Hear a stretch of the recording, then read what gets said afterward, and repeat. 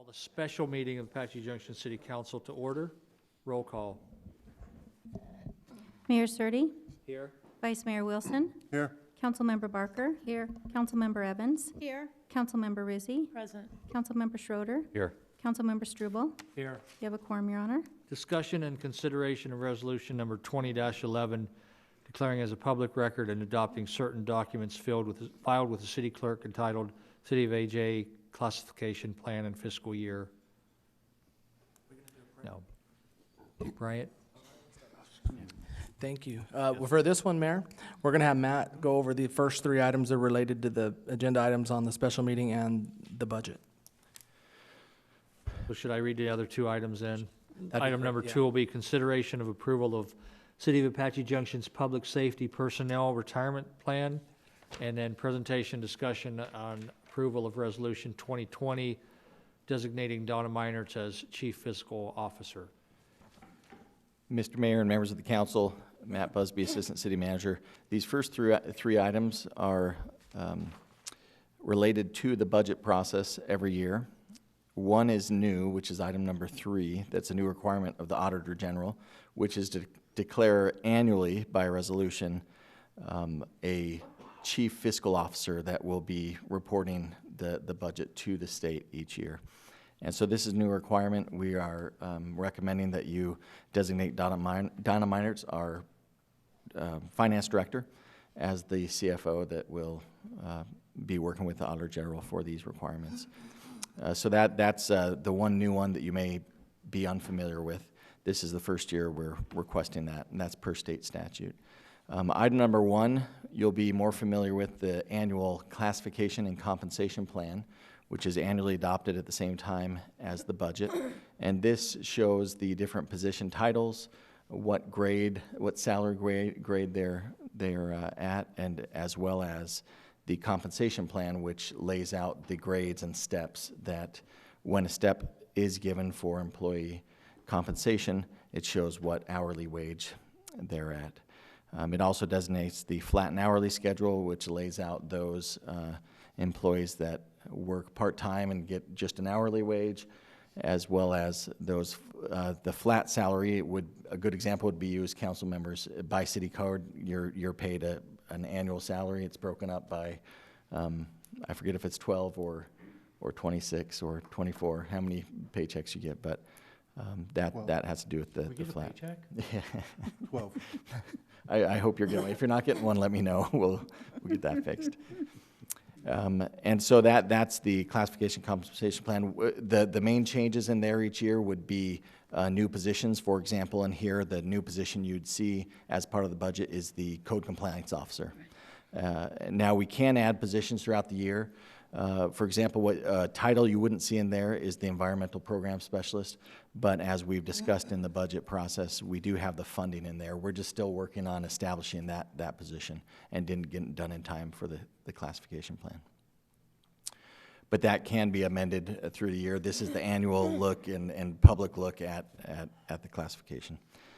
And then lastly, number 2, this was a new requirement as of last year. We discussed it at our last session, the first public presentation of the budget. Annually, we're required to present a plan regarding the public safety personnel retirement system. And I do have a presentation. If you'd like me to review that again, it's the same presentation I gave last time, but it's a short 1-page policy required by state statute of our plan, how to address the public safety personnel retirement system. Any discussion on those 3 items? Looks like no. So we're going to have a motion on each one. I'll ask for a motion on item number 1. Your Honor, I move that resolution number 20-11, a resolution of the mayor and city council of the city of Apache Junction, Arizona, declaring as a public record and adopting certain documents filed with the city clerk entitled City of Apache Junction Classification Plan for Fiscal Year 2021, City of Apache Junction Civilian Compensation Plan for Fiscal Year 2021, City of Apache Junction Recruit and Sworn Compensation Plan for Fiscal Year 2021, City of Apache Junction flat and hourly salary schedule for fiscal year 2021 and declaring an emergency be approved. Second. Roll call. Councilmember Rizzi, Yes. Councilmember Evans, Yes. Vice Mayor Wilson, Yes. Councilmember Barker, Yes. Councilmember Struble, Yes. Councilmember Schroeder, Yes. Mayor Surtee. Yes. Unanimous, Your Honor. Do we have a motion on the public safety personnel retirement system? I'll do that one.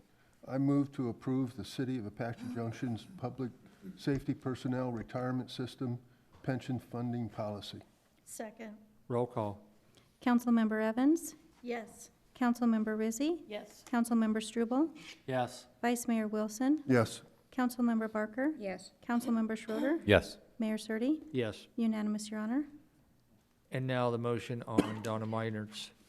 Your Honor, Yes. I move to approve Resolution Number 20-20 designating Donna Meinertz as Chief Fiscal Officer for the City of Apache Junction as required by statute to annually submit the current year's annual expenditure limitation report on behalf of the governing body. Second.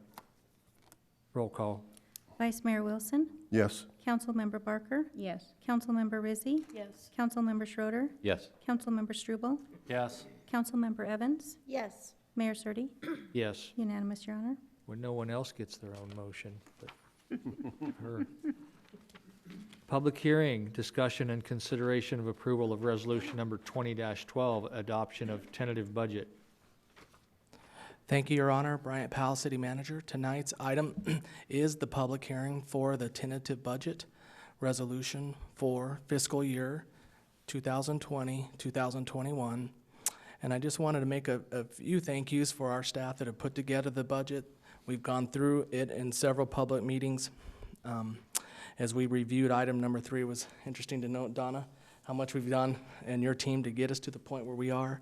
And huge thanks to the finance team and to Matt and Anna, as well as all of our department directors who work diligently to present a budget that helps us maintain the services that allow for our community and what our community expects to be safe and to be able to do those things that when they call 911 or when they call for service or when they work with our Parks Department or any of our departments, that they have us on the other side to help.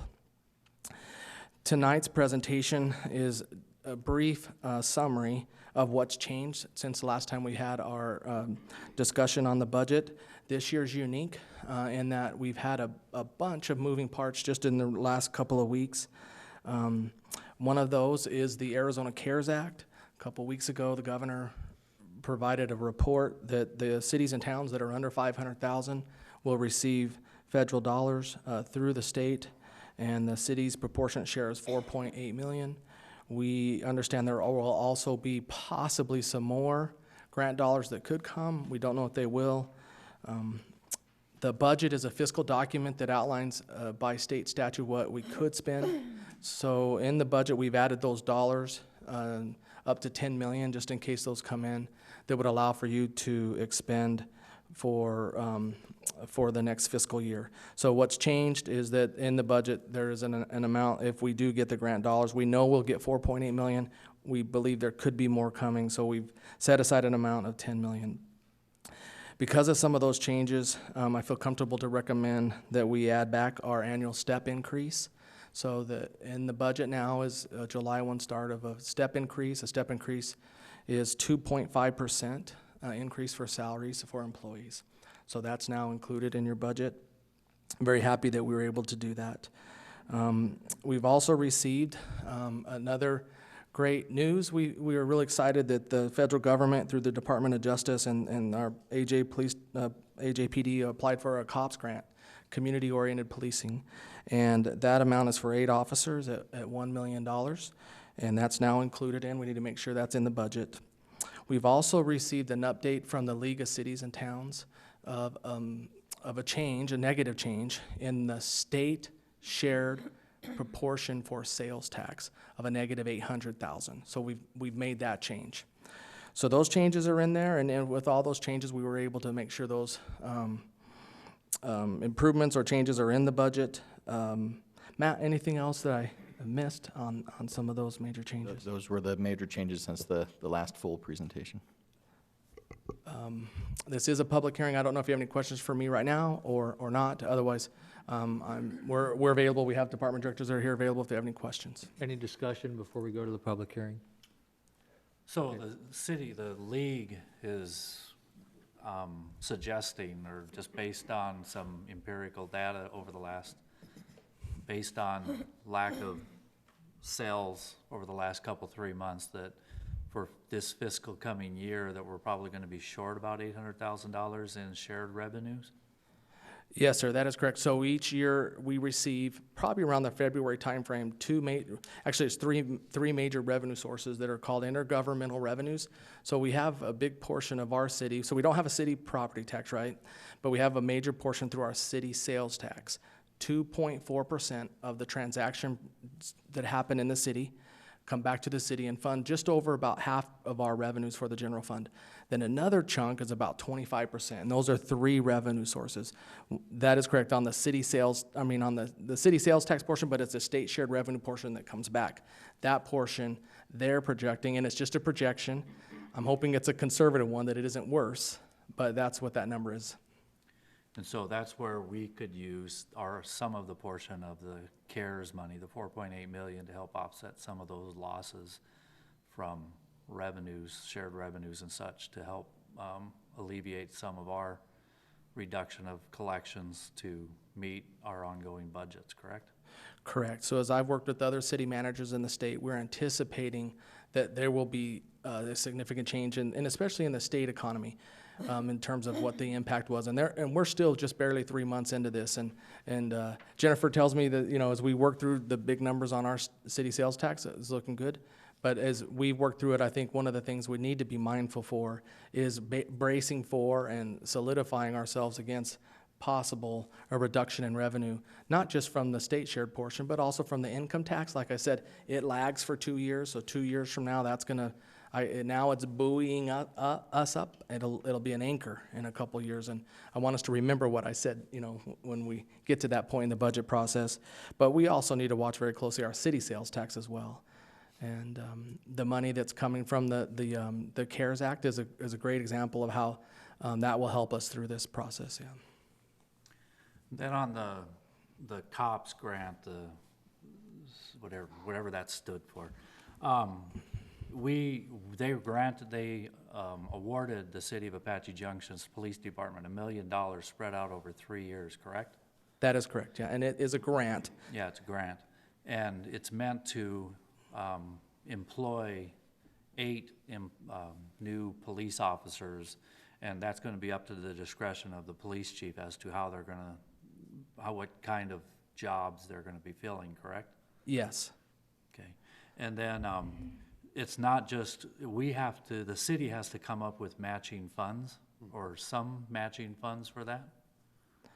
That is correct. So the way we'll manage it for the first year is you may be aware it does take us, it's about a 9-month process from the time you recruit to the time you bring them on and go through the training and all of that. We're going to have a big chunk of the fiscal year behind us. And then as we move forward, we will have set aside and how it's budgeted in your budget now, as you have the grant dollars to accept those revenues. And then on the expenditure side, we'll have to, and we've placed in the PD budget the amount that would be needed for that proportionate share of whatever that is. Say if they start with 3 months left in the fiscal year, you have 25% of all that, and then a portion of that would be the city's portion. And Donna, how, or maybe Matt, you could speak to how we went ahead and budgeted that.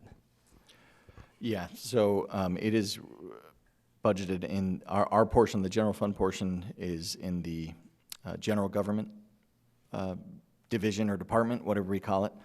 And then, of course, the federal portion to show the inflow of the federal monies is in the grant portion of the budget. So we put in the full 25% for the next fiscal year to get those individuals hired. Year 2, it'll be 30% that we budgeted from the general fund, and then year 3 will be the 45%.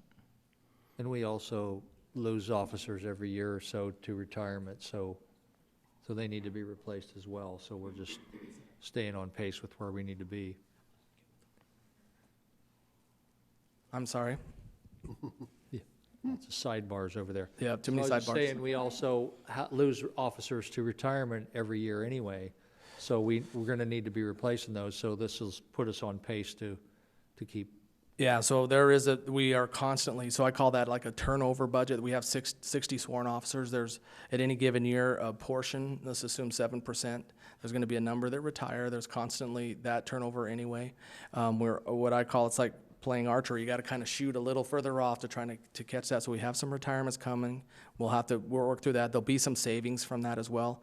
But we are moving towards a 2-year, 3-year plan of 4 square miles that's 2 miles south of the city, starting in we'll have to serve that area as well. And so we're planning for the future in terms of being able to provide services to that area and also our city. Any more discussion before we go to the public hearing? Okay, this is a public hearing. Would anyone like to speak on this item? You have to go to the podium.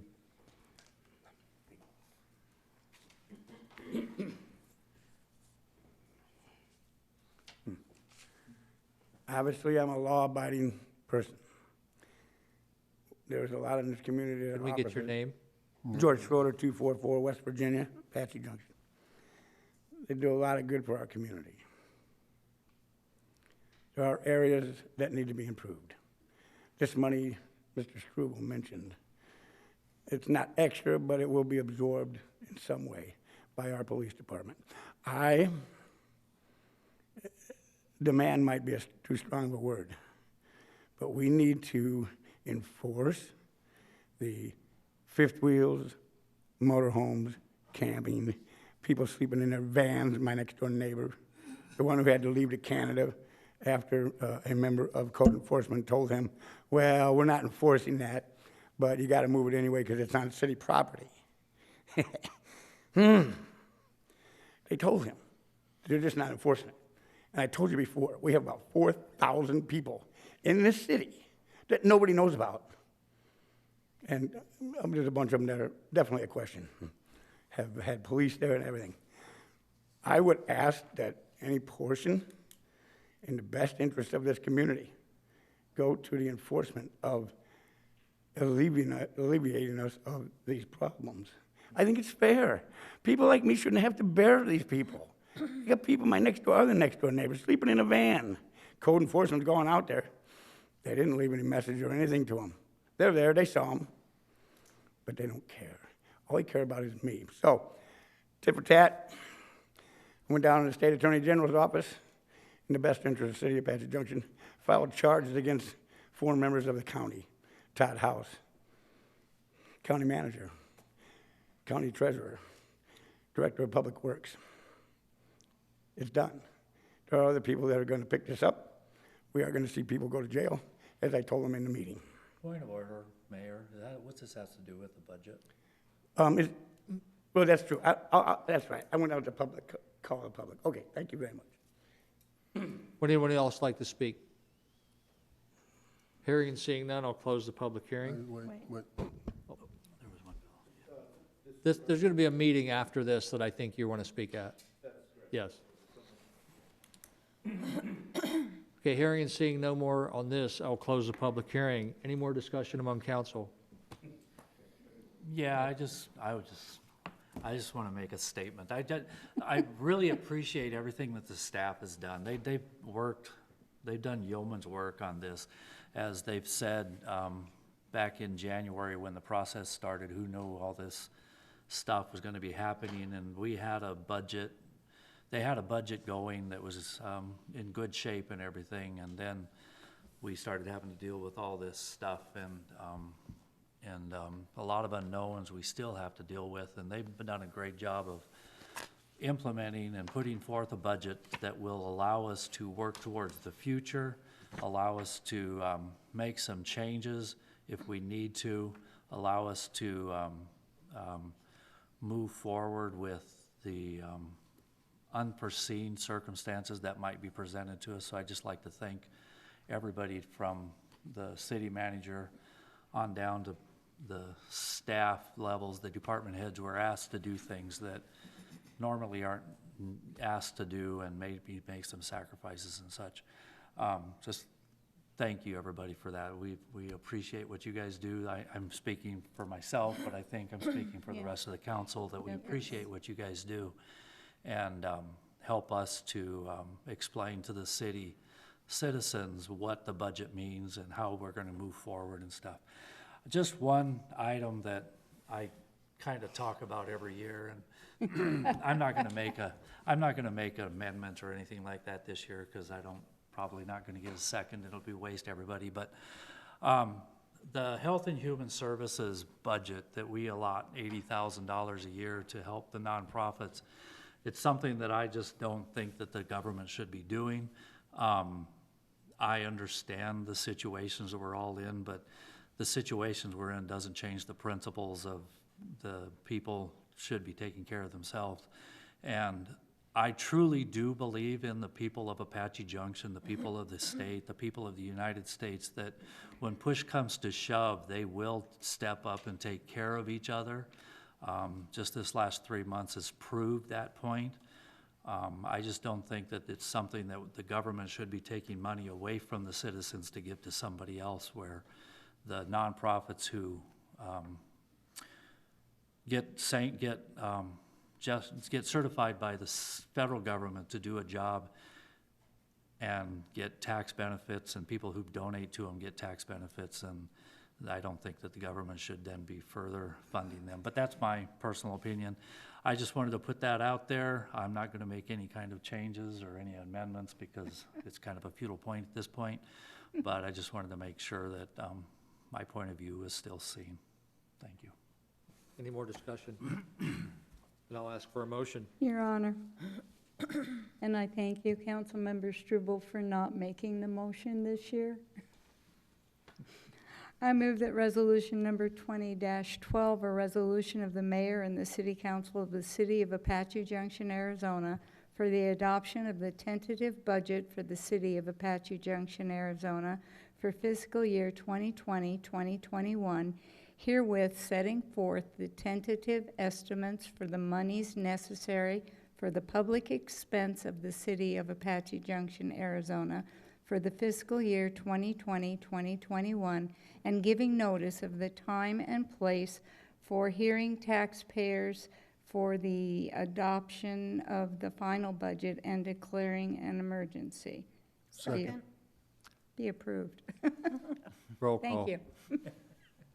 Councilmember Schroeder, Yes. Vice Mayor Wilson, Yes. Councilmember Barker, Yes. Councilmember Evans, Yes. Councilmember Rizzi, Yes. Councilmember Struble, I always hesitate because it makes Don't. you wonder. As I said earlier, I'm going to vote for it because it's a good budget and everything. Obviously, with any budget, there's not going to be everything that everybody agrees with, but the staff did a great job, and I'm looking forward to moving Did. forward with the city. Yes, they did. Mayor Surtee. Did he vote? He did. Okay. You. Yes, Okay. Yes. unanimous, unanimous, Your Honor. Okay. Meeting number 2 is in the books and will be adjourned. Does anybody need a break before we go on to meeting number 3? Okay. Let me find it.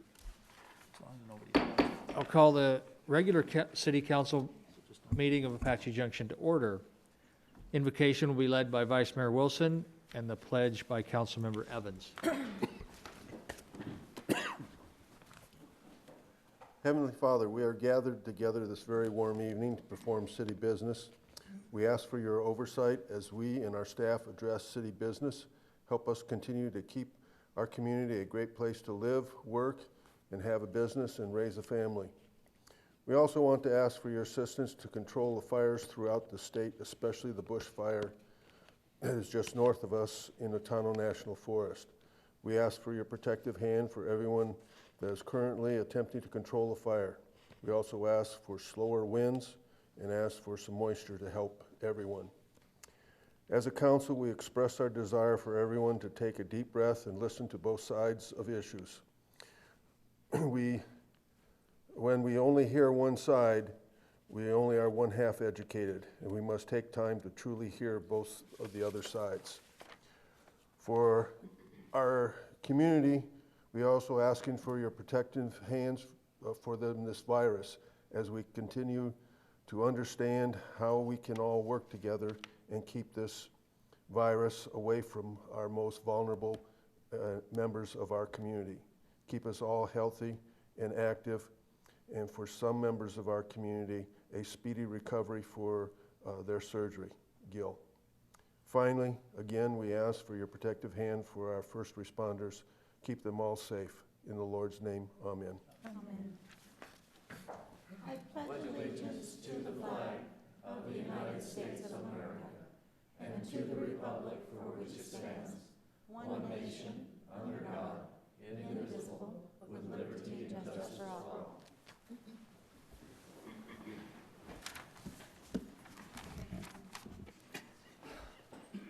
Roll call. Mayor Surtee. Here. Vice Mayor Wilson. Here. Councilmember Barker. Here. Councilmember Evans. Here. Councilmember Rizzi. Present. Councilmember Schroeder. Here. Councilmember Struble. Here. You have a quorum, Your Honor. Do we have a motion on the consent agenda? Your Honor, I move that the consent agenda be accepted as presented and the minutes of the regular meeting of June 2nd, 2020 be approved, and approval of the Economic Development Agreement with the Greater Phoenix Economic Council in the amount of $25,832, and appointment of Councilmember Struble as the city's representative on the GPEC Board of Directors. Second. Roll call. Councilmember Schroeder. Yes. Vice Mayor Wilson. Yes. Councilmember Barker. Yes. Councilmember Evans. Yes. Councilmember Rizzi. Yes. Councilmember Struble. Yes. Mayor Surtee. Yes. Unanimous, Your Honor. Any announcements, current events? We will start with Councilmember Struble. Yeah, this past weekend, we had another homeless shower event, I guess you would call it. I don't know, it's not really an event, but it was well-attended. We had Captain Darla Malone at the Salvation Army. They make available their shower, and then we feed them hot dogs, chips, and a drink. It was a little hot this time. I think that held back some people from venturing out and stuff. But we did have good news. It's something that we've been working on, especially since the beginning of this COVID, whatever we call it. Because the reason we're doing this is because we were unable to have the showers at the multi-gen center, and so we've been trying to find a way to get a mobile shower unit out here so that our homeless population can have some access to showers and stuff. And so we've located one through the Salvation Army, and we'll be able to use it out here every other week. And we're we're waiting to hear back from a local church's board as to when they'll let us park the trailer in their parking lot every other week, and then they will feed and put on a lunch and stuff during the time. So that's a good step forward, and it's an example of when we put our heads together and we have a problem, we have a situation that we have to overcome, and people work together to do that. And so that's just a great avenue. Hopefully we'll be able to do that and alleviate the use of the multi-gen center showers by the homeless. So kudos to the Salvation Army and the other people that have been working towards getting that done. Gail? Nope. Chip? Yes, well, first off, we're having a special meeting tomorrow, which I encourage everyone to come. But on a side note is I'm trying to work a situation out where say kind of bringing in a neutral party concerning some noise problems, and we'll be more elaborating tomorrow as to how we're gonna do this, and we got an agreement with Pinell County Sheriff to help us out, and that's what we're gonna start trying to do, step forward. Robin? I've been to 4, I think, Pinell County virtual meetings, things on economic development where they've had people from all the cities talk about what's going on in their city and that kind of thing. And I found them very interesting to compare what we're doing here with what's being done elsewhere, and it gives you some good ideas about what you can do. So I've been kind of virtual for the last 2 weeks. Robert? None. Krista? Okay, I have several. One, an alert went out today for everybody to evacuate their homes. We don't know where that came from. We think it had something to do with cell towers, and if your cell phone goes through certain towers, everybody in that area got alerted. Obviously, it's 30 to 40 miles north of us, so I don't know. I don't have any answers on that one. I'd encourage everyone to watch the discussion on the CARES distribution yesterday at the work session. We are working on that. I do think we need to step it up a little quicker on some of the things. We are behind Mesa and Phoenix and Maricopa County because they got their money earlier. So, and we're actually never even going to see this. It's just going to be vouchers, and then the city gets reimbursed from what I hear. I did try to find out from the at the airport board meeting this morning, and they're still, blundering their way through it too. So watch that discussion at our work session. So we'll be discussing it again at our next work session, and we'll have members of staff giving little department head briefings on how they're going to be working on that. Also, we are going to be doing our 4th of July, and it's not going to be as consumer friendly as usual, but we are going ahead with it. It may be extra well attended this year because I think Mesa, Tempe, and Phoenix all canceled theirs.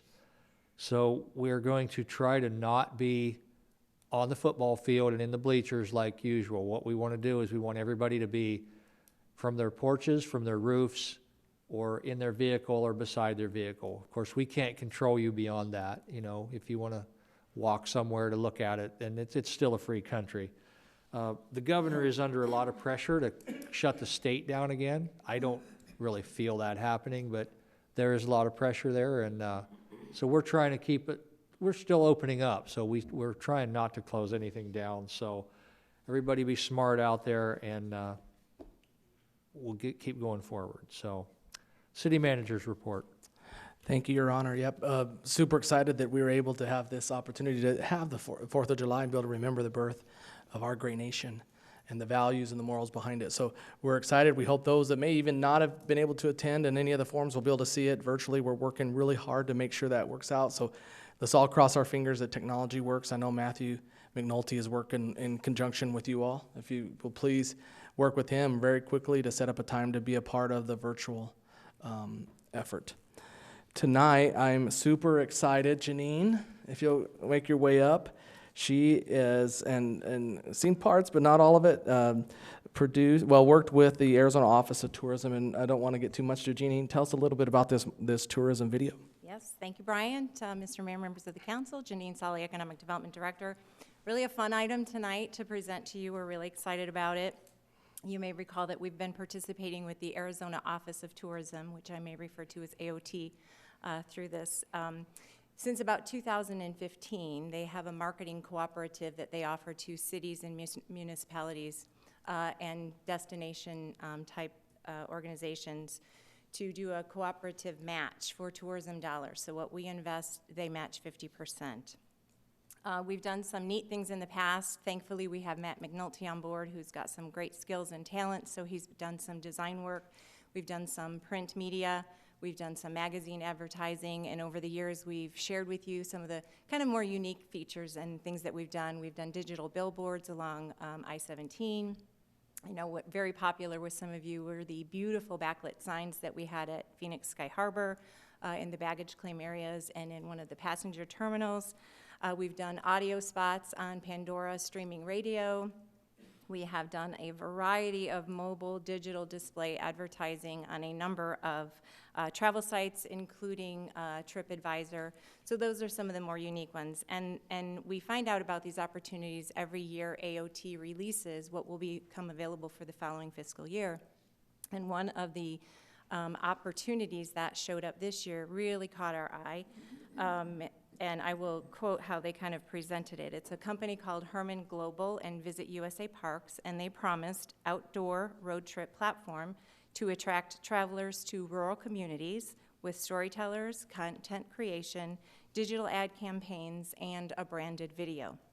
So that sounded really appealing. And then when we looked at who their target market was, we were really interested in getting Apache Junction in front of their audience. They target younger social audiences, so women from 25 to 54, men age 18 to 34. They have a guaranteed reach of 150,000 domestic and international travelers. They have 81% of those folks that would likely plan a road trip, and 81% of them as well with a specific interest in the Southwest Desert region. So we thought this is really right up our alley. So as one of our 2 selections for this year, we opted for this one, and we engaged with them because we wanted to have them help us tell our story in video. And as you know, there's so many wonderful things to do and see and beautiful locations here in Apache Junction that our staff brainstormed a huge list. We worked with them to hone it in to a nice, brief storyline that they could use as part of their video. And it still captures so many of the things. You'll be amazed what you'll see in 2.5 minutes, but it still captures so many of the things that we love and appreciate about Apache Junction and really want to share with potential visitors. So Matt McNulty and I had the pleasure to work with the Visit USA Parks team when they came into town. They did a 3-day video shoot. They brought a producer with them. They brought a cameraman and 2 on-screen personalities that we just fell in love with and have just great energy. We really think that it came through well in the video. And because this is one of those really unique efforts, we wanted to make sure to bring it to you. And this is a preview. No one has really seen it yet. It hasn't officially launched. That's going to happen tomorrow. So tonight is the preview for you, and I think Matt is going to get it rolling here for me.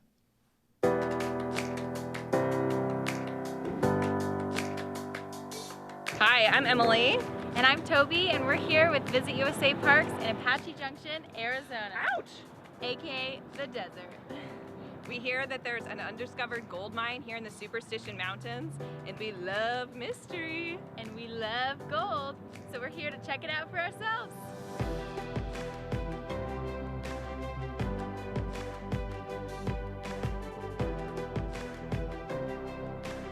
So we're going for a ride into the Superstition Mountains. And remember that undiscovered gold mine? Well, we haven't found it yet, but we have learned that it's called the Lost Dutchman Mine.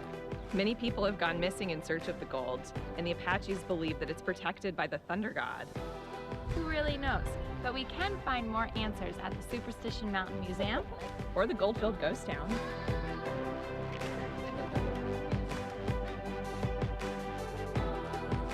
Just finished up lunch in downtown Apache Junction, and now we're gonna hit the road for a scenic drive, maybe with some stops along the way. We're definitely stopping along the way. All right, let's go.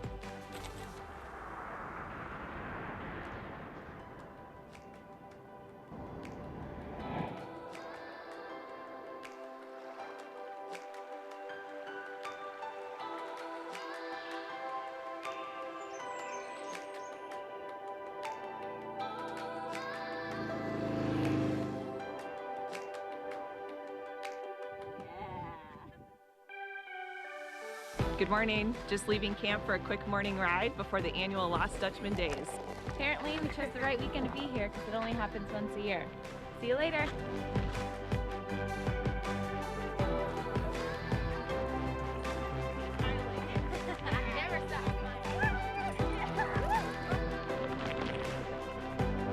And now we're here at the annual Lost Dutchman Days, checking out the carnival. Can't wait to ride the rides and eat all the cotton candy.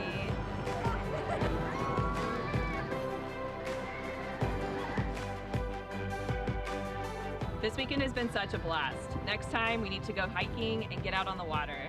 And And we didn't strike gold, but we found even more reasons to come back to Apache Junction.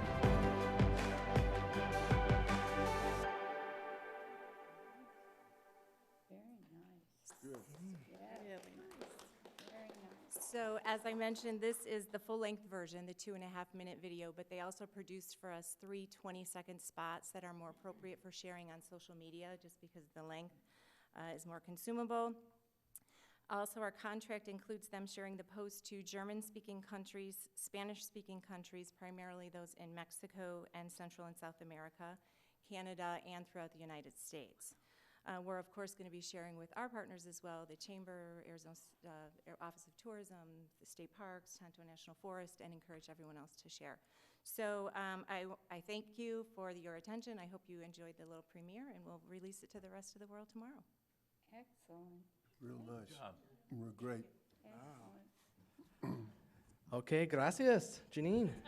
That's great. That was really definitely worth a clap, and I appreciate the work done there, and I hope we share and share the way to communicate and get the word out is through imaging and video. So thank you, and great job, Yeah, for real. Janine, That's on like that. Yeah, looking forward to getting that QLED out. quality. Yeah, some very, very high quality there, so that's great.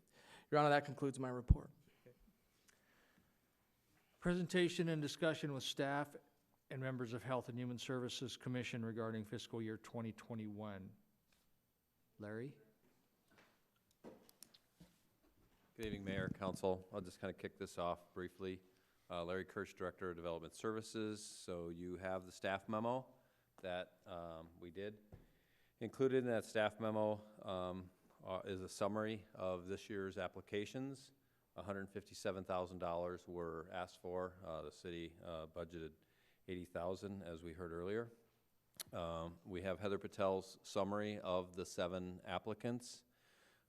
There's a table in the back. Council in the past has liked a comparison table of who's received monies in the past, so that's there. And then there's some modifications this year because one of the applicants has withdrawn their application due to some staff funding changes, so that allowed some money to go to some other worthy agencies. And so there's also a contingency in there because of that, and also because of COVID.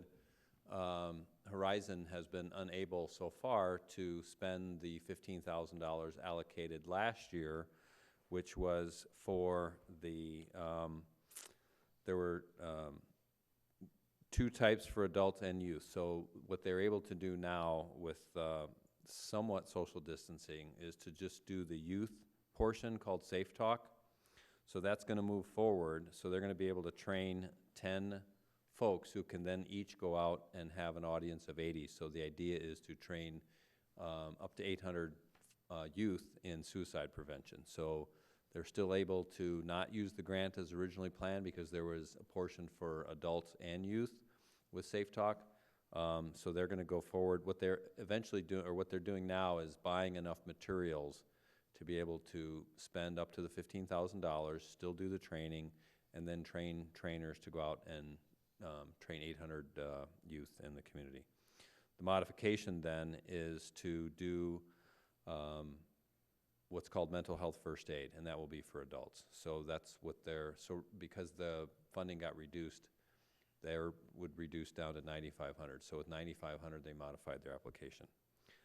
That's all I really have. The chair of the Health and Human Services Commission, Mary Erickson, is here. This is just for reminders. So the commission met on March 26th. They interviewed all 7 applicants. Then on May 28th, they met again. Again, I think there was a meeting in between that was COVID canceled type thing. So on May 28th, they came up with this recommendation. It has morphed a little bit since then because the withdrawal of the application by Empowerment Systems so that's why they did this kind of contingent recommendation. With that, this is set up for the council now for action on July 7th.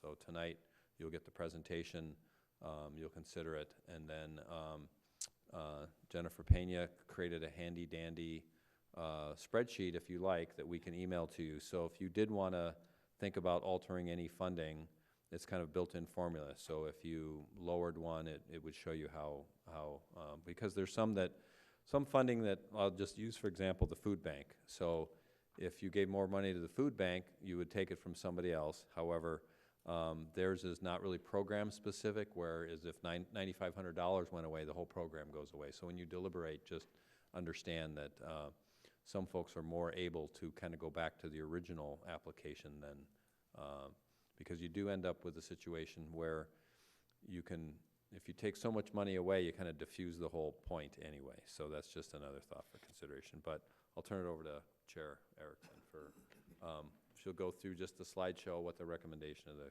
commission is.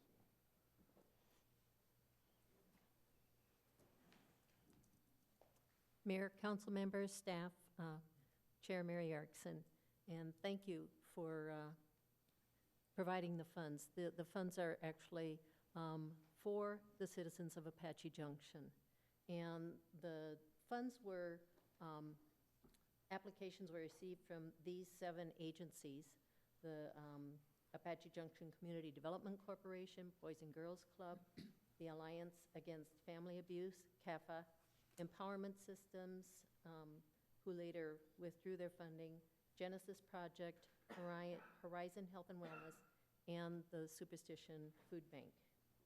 Next slide, please. And we have on this slide the initial request amount for each agency, the proposed use of the funds for each agency, and then as was already said, we had the initial recommendation and a contingent recommendation. And since we have had one drop out, and we also had been looking at one that we thought wasn't able to meet their needs to use the funds for the 2019-2020, and we were prepared to ask for an extension, and they have, I'm very impressed. They have been able to arrange the training for suicide prevention for children. And as we know, with the situation our country is in right now, we need mental health services. And this training will provide 10 people within our community who will be trainers to be able to train up to 800 people. So, you know, we don't have to worry about that request. So I will focus our attention on the last column. You know, if you have questions, maybe afterwards. So the intervention services, you know, for CAFA, the mental health first aid training for Horizon is for adults only.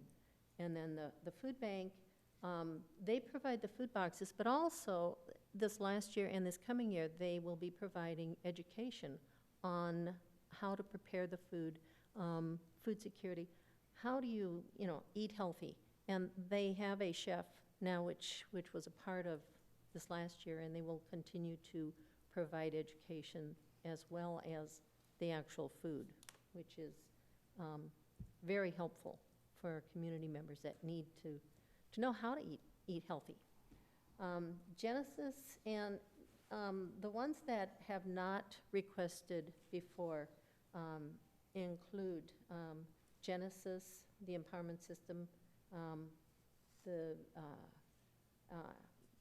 Community Development Corporation. So there were 3 that are brand new this year. And let's see, Genesis, it would be to provide community programs and support for their agency. Empowerment Systems will submit a proposal another year, and they have also had a worthy request, but we'll talk about that another year. Boys and Girls Club, it's pretty much the same that they have been requesting each year, and it's for the education of the children. The Community Development Program, and this agency has a number of projects, and I think you may be well aware of what they do, but it really can help the needs of residents of Apache Junction. And the funding that they would receive this year would be for their administrative costs. And since they primarily are focused on using volunteers from within the community to provide help, for instance, for an elderly resident who has a yard that they're not able to physically clean up, they're helping to organize volunteers to come in and help clean that up. But they need the, the funding to help them be able to do the administrative tasks in order to get the projects completed. And so, next slide, please. The next steps, as I understand, you will be considering action on the recommendations by the 7th of July. And the Health and Human Service Commission and the staff will be providing training for those recipients of the funding as far as how to carry out their obligation throughout the year during the month of July. And the agencies will sign a new agreement at that time as well. And agreements will be effective from the 1st of July through the 30th of June next year. Next slide, is that it? Okay, subject to your questions. I do too. I don't know who Trump's in here. I was going to ask, with what's happening, how much of this work was done before 3 months ago? And if you were starting now, would you possibly do it over and go more food related, or did the last 3 months get counted into your recommendations? I think that it did, and, we looked at, what agencies have already received some funding, because that also is a factor. And some of the agencies have received some funding already. And there may be additional funding available for those that, food insecurity is a huge issue.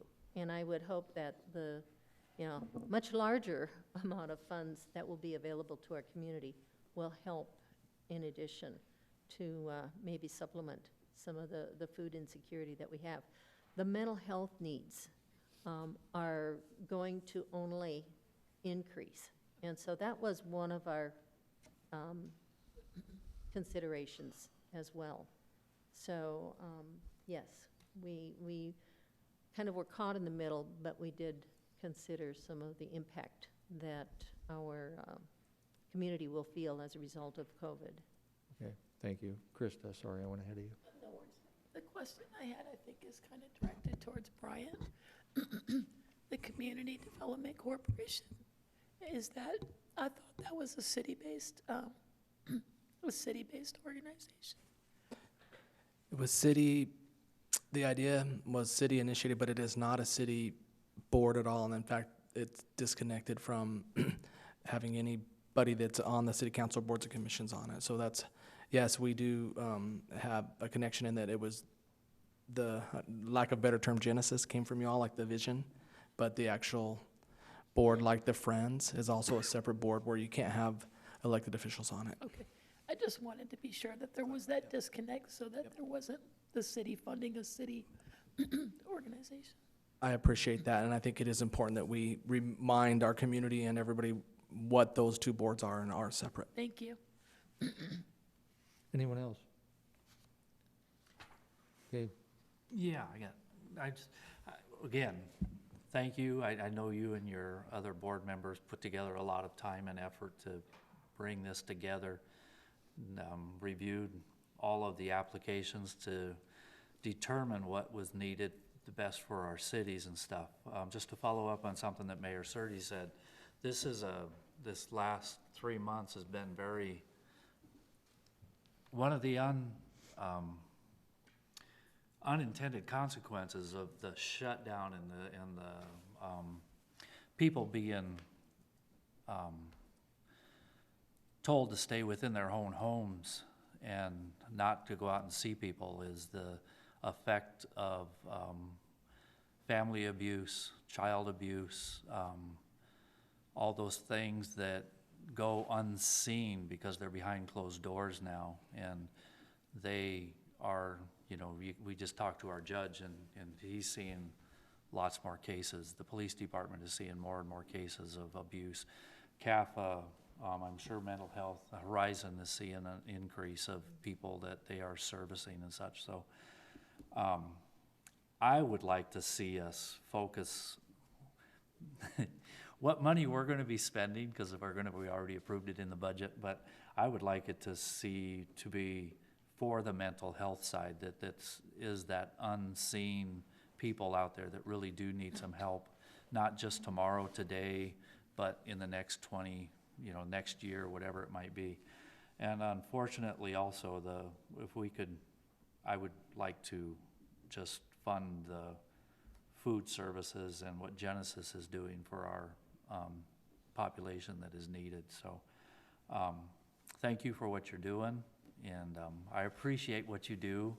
Don't hope what I said previously and everything, I hope people didn't take that wrong.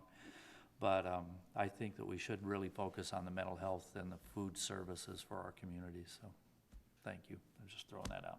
Anyone else? Just to go on what Jeff was just describing, is that not just the abuse portion of it, but the stress portion. There was so much stress that if you look at the suicide rates amongst youngsters and adults, that has also increased. So yeah, the abuse, but also just the stress of everything happening, and the suicide rates going on, the depression. It all goes hand in hand. And if I may make a comment on that and what you said, our community, in order to survive and to thrive, we need to address how to build resiliency and how to help our people deal with the stress of everyday living behind closed doors as well as out in the public, and giving them tools in which to do it. We first of all need to take care of their basic needs, yes, but we also need to take care of building their mind, their body, their soul, their spirit. And there are many different agencies and organizations within our community that are a part of that equation. And we are, from the Health and Human Services Commission perspective, working with agencies to help them to work closer together so that united we can actually make a difference in the lives of every single citizen within our community, and hopefully help them to become more resilient and more able to withstand the ongoing stresses that we are now experiencing and will for the unforeseen future. So thank you for your support. Thank you. Okay, we'll move on to presentation, discussion, and consideration of proposed resolution 2022 authorizing a temporary expansion of restaurant facilities. Janine. Good evening, Mayor. Janine again, and here now to talk about the significant impacts that our business community has felt due to COVID and the current pandemic. They've all been required to make adjustments to their business models, and as we all know, we all have in our own lives. Some of them are working really hard just to kind of survive, and hopefully going to come out on a positive end when this is all over. I also do want to apologize for the late addition to your agenda on this item.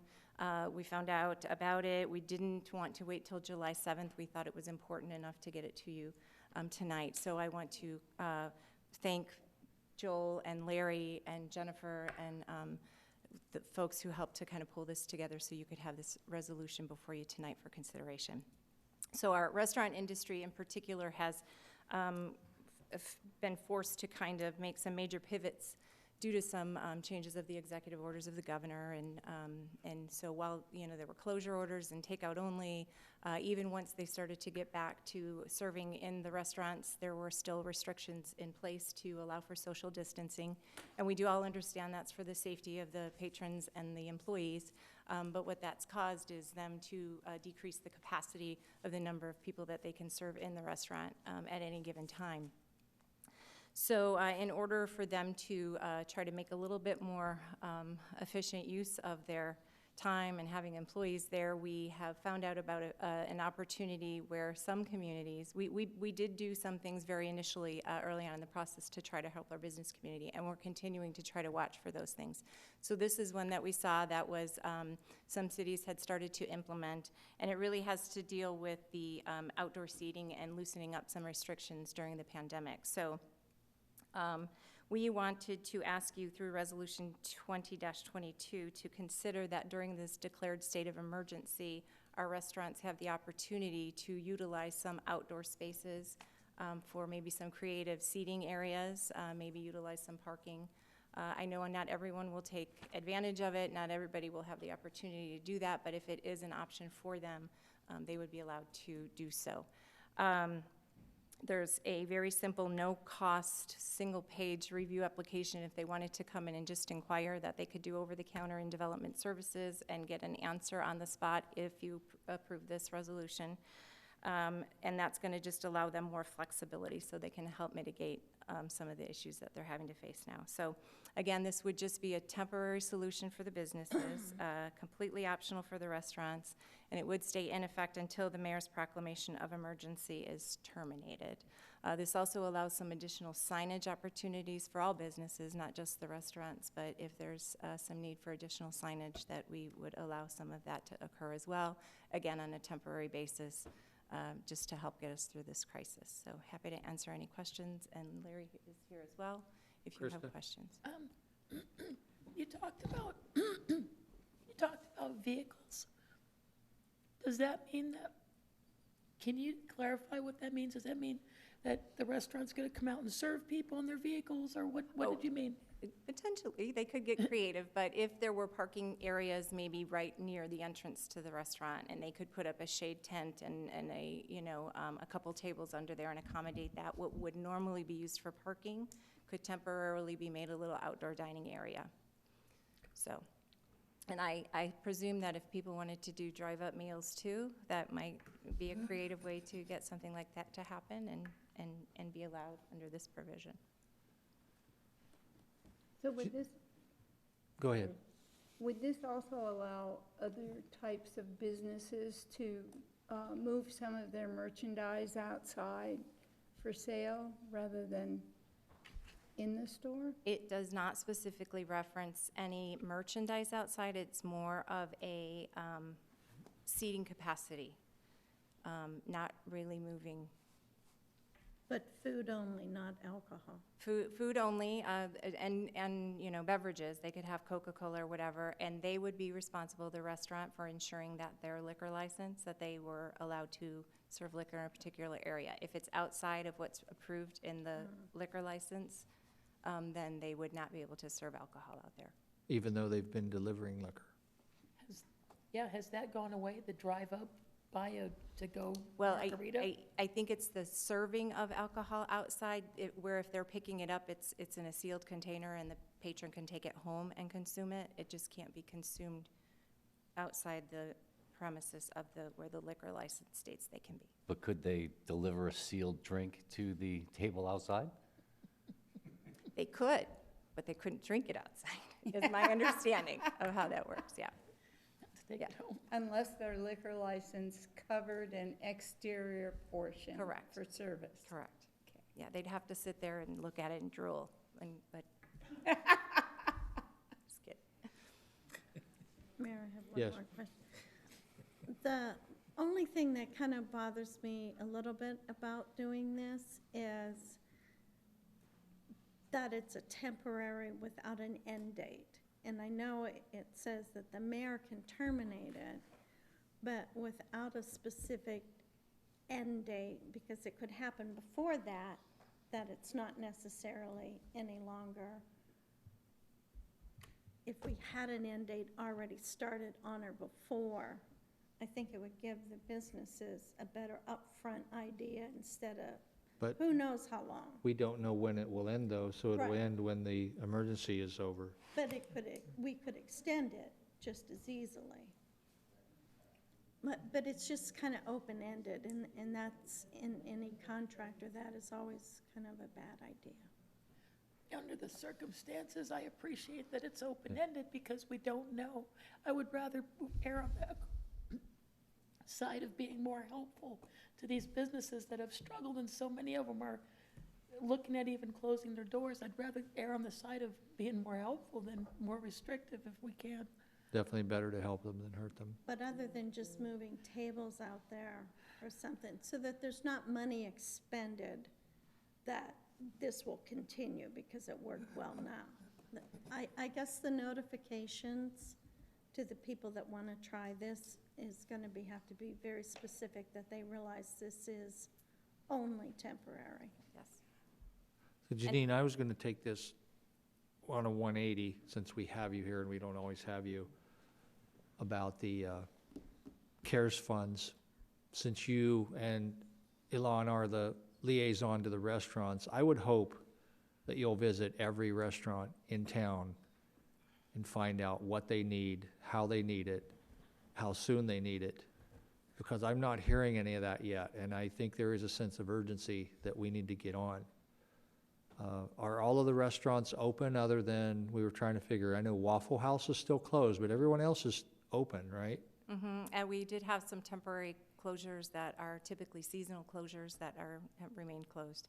Like Phillies. Yes, and Barleans and, you know. But I would hope, like, for the next work session, that we could have an idea of how we're gonna help them and what they need when they need it. Of course, they need it now. So, like I said, I was just taking you in a different direction there because we don't always get to talk to you about this. And That's great, yep, thank you. yeah, I mean, when you look at the videos that we make, how do we capture their tax dollars? It's by them eating here. I mean, we highlighted the ghost town and the museum. They're not in the city. So when they're done up there, we need strong restaurants for them to come eat at. So Absolutely. that's why I think it's so important that you and Ilan do that. So Absolutely. anyone else? Thank you. Selection of meeting dates, times, locations. It's a resolution. Need a vote on it. Oh, we got to vote on that. That's a good one to vote on. Can I get a motion? I thought it was a given. So do we have a motion on that?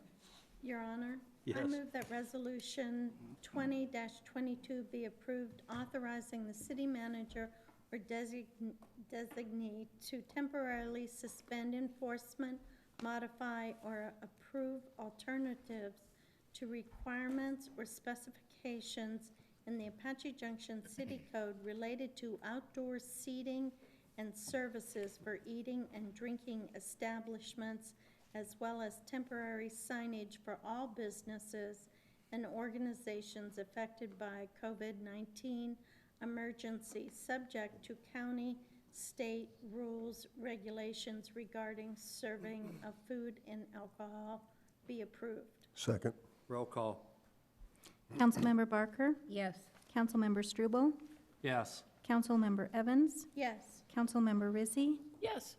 Councilmember Schroeder, Yes. Vice Mayor Wilson, Yes. Mayor Surtee, Yes. unanimous, Your Honor. Selection of meeting dates, times, locations, and purposes. Your Honor, I move that an executive session at 6 PM and a work session at 7 PM for Monday, July 6th, 2020, and an executive session at 6 PM and a work session at 7 PM for Tuesday, July 7th, 2020, be held in the City Council Conference Room in the City Council Chambers located at 300 East Superstition Boulevard, Apache Junction, Arizona, respectively, and other meetings if necessary. Second. Roll call. Councilmember Schroeder, Yes. Councilmember Barker, Yes. Councilmember Evans, Yes. Councilmember Struble, Yes. Vice Mayor Wilson, Yes. Councilmember Rizzi, Yes. Mayor Surtee, Yes. unanimous, Your Honor. This is the time for the public to express requests, communications, comments, and suggestions. Each speaker must have already filled out a request to speak form and handed it to the city clerk before the end of the city manager's report. All issues shall be presented in a professional manner without personal attacks. Under the open meeting law, the council cannot engage in discussion on the issues presented, but may respond to criticism and may direct staff to follow up with the speaker directly and or place this matter on a future agenda for council discussion. There's a 3-minute time limit for each speaker. The first one is George Martinez.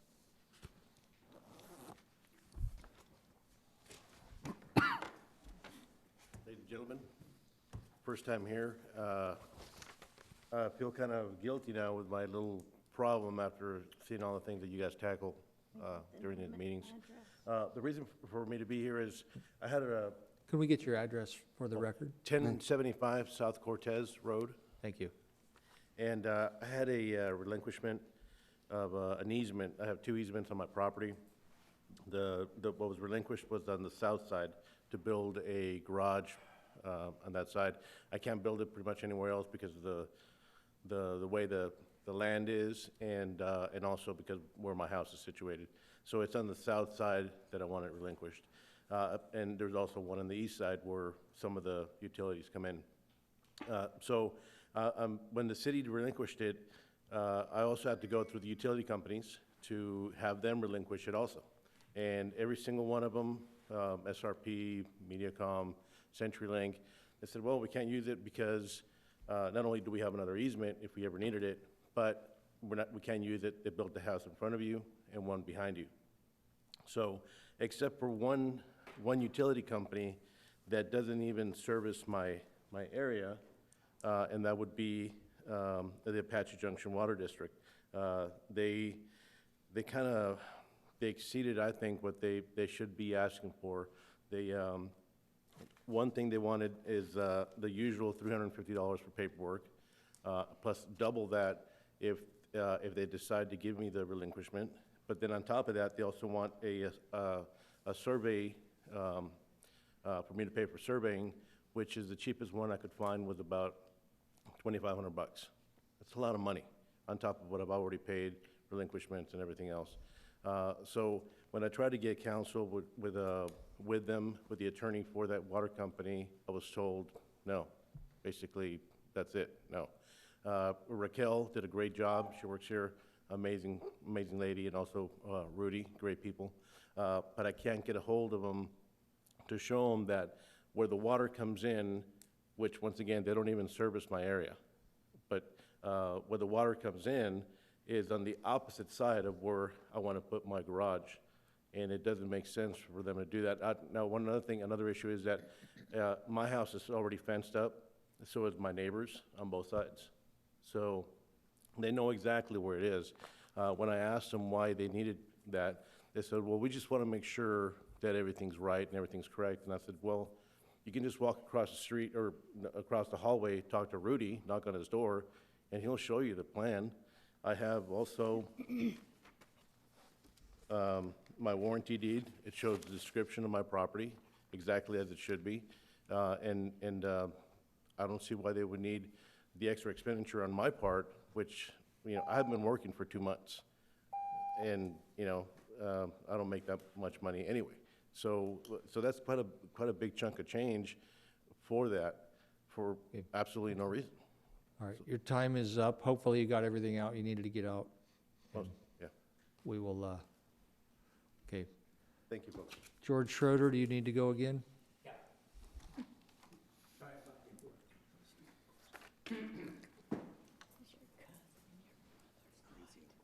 George Schroeder, 244 West Virginia, Apache Junction.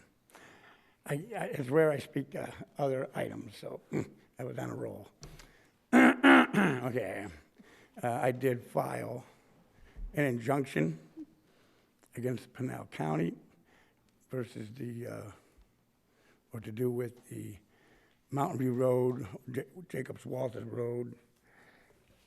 Kind of curious how a fire starts right at the right time for Mr. House to, use it to his advantage. Anyway, I was down there. I presented that. I went to Attorney General's office, applied that. Hopefully, it was in the best interest of Apache Junction. They offended us. They took our rights with regards to the land trust and anything that was inside the city limits away from us. We didn't have a choice. When somebody comes and says, stand down, don't talk about this. That's racketeering, I'm sorry. Okay. So, doing my part on my house, I finally was able to get some drawings to Dave, and I have to get some copies and throw them to Developmental Services. We got a lot going on I'm part of whatever you're part of. I use it in a jokingly way. I'm the 8th member of the city council. It's funny. But anyway, so, right, because I'm here so much. I don't want to be, but that's the way it is. Okay.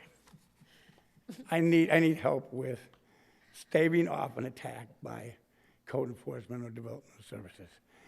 I'm told they want to move forward with some kind of, I don't know, liens or whatever. I'm doing my part. I haven't made any progress except to put the plywood on top of the roof. So I have a roof for monsoon season. I need help. I want to cooperate. I did. I went with Dave. I met with Dave yesterday or the day before. It's fair. I do my part in the community. I'm asking that the extra money that we have, we could find some room to train our officers to what to look for when they go out to these houses and they got fifth wheels and motorhomes and travel trailers, just garbage people squatting on somebody else's property. I talked to the city clerk's office, somebody over there, a tax lady. Let's charge these people rent. Find out what the local charge is at the local hotel. And for every day they're there illegally, we get that money.